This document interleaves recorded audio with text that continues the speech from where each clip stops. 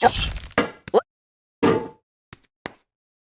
no feeling more intense than starting over. If you've broken your Scratch project moments after you've shared it, as I have, or you spent hours working on a project only to notice too late that one of your sprites has unexplainably gone missing. If you've made use of that difficult-to-name thing of thing block within the sensing category, amazingly useful but capable, due to a Scratch bug, of leaving you crying as it dumps all your scripts in one big unordered heap. If you've made real progress coding a game over the course of the week, only to come back the next day to discover you weren't even logged in, nothing has been saving.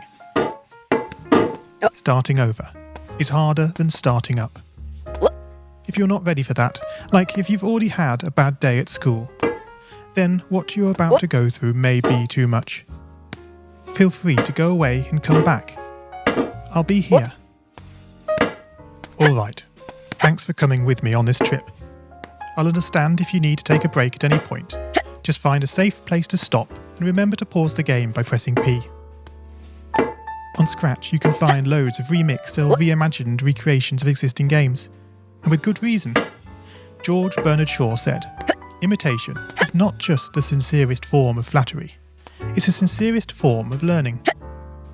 This game is a recreation of a game that came out in 2017, titled Getting Over It with Bennett Foddy. That game in turn was a homage to a free game that came out in 2002. Both games involved dragging yourself, using a hammer, up a mountain assembled from assets and objects sourced from many other games. It seems appropriate then that, when trying to recreate Getting Over It in Scratch, that we should construct our mountain from the same assets used in literally millions of Scratch projects, the unmistakable contents of the Scratch costume library. Unlike Unity or Unreal, Scratch does not provide you with a built-in physics or 3D rendering engine. There's no state-of-the-art debugger, you can't even pause your scripts. We are forced to program old school. Our experience capped at 30 frames per second